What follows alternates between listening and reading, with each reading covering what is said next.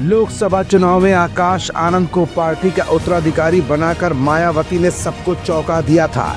लेकिन चुनाव के दौरान निजी भाषणों के चलते मायावती ने न सिर्फ आकाश आनंद को उत्तराधिकारी पद से हटाया, बल्कि बाद में ससुराल वालों के एंट्री के बाद मायावती नाराज हुई और आकाश आनंद को अभी हाल ही में पार्टी की प्राथमिक सदस्यता से भी हटा दिया गया था।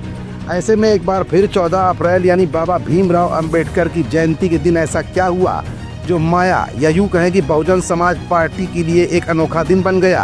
आकाश आनंद ने अचानक मायावती से माफ़ी क्यों मांग ली? मायावती ने माफ़ी को स्वीकार तो कर लिया, लेकिन अपनी शर्तों पर।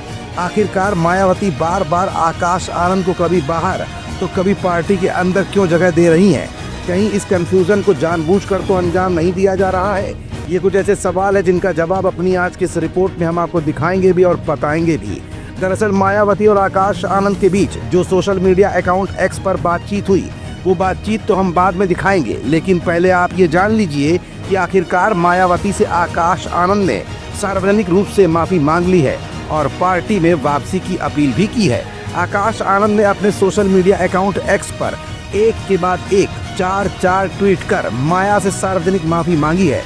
उन्होंने लिखा कि वो बहन जी को एकमात्र राजनीतिक गुरु और आदर्श मानते हैं और पार्टी के हित में कभी भी रिश्तेदारों या ससुराल पक्ष को बीच में नहीं लाएंगे।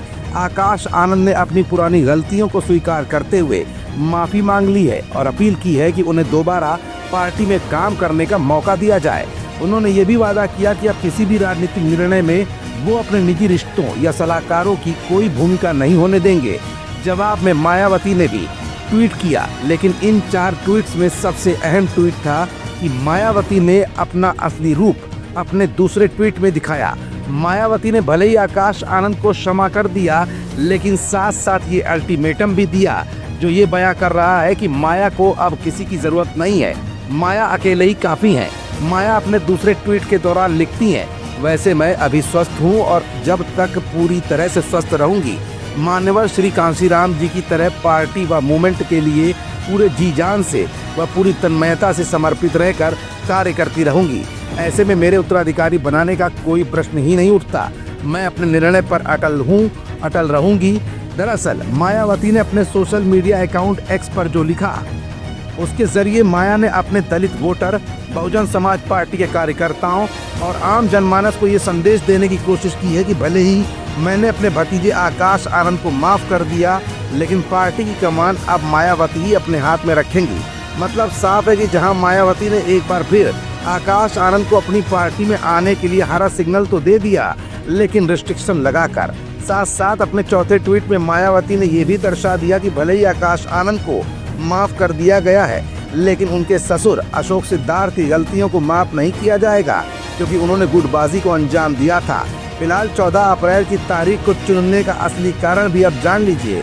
दरअसल मायावती की पार्टी में जहां अंदरूनी भीतरघात को लेकर लगातार सवाल उठ रहे थे, तो वहीं मायावती की भी बढ़ती उम्र के चलते आकाश आनंद जैसे युवाओं की ज़रूरत भी कहीं न कहीं पार्टी को महसूस हो रही थी।